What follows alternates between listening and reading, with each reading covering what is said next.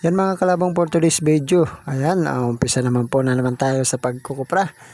At ayan, at magtatambak po tayo. Hakutin po natin yan doon sa may Hakutin natin yan sa may dalagdaganan. Ang tawag po dito yan sa amin ay dalagdagan. Yung inaakyatan ng mga binak na nyog.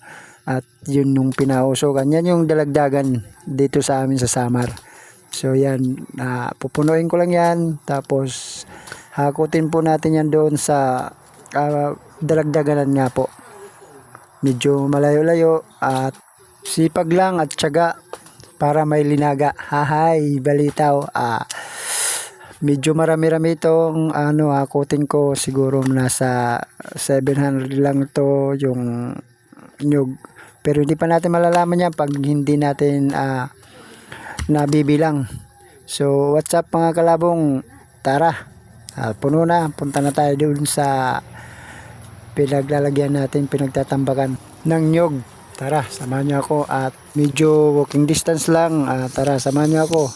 Tingnan niyo yung dala-dala kong alat. Alat yung tawag niya sa amin dito sa Samar, yung pinaglalagyan ng nyog. Ayan. Medyo malikot lang yung video kasi wala kasi nagbibideo, ako lang. Wala akong kasama. Ayan, pakita ko lang yung daanan namin yan. Shoutout pala dyan kay Pareripat, shoutout kay Mads Lita, shoutout kay Kuya Henry, shoutout kay Kuya Jill Bosa, kay Police, kay Romnick, shoutout dyan sa inyo lahat. Sa Ditalo family, shoutout po.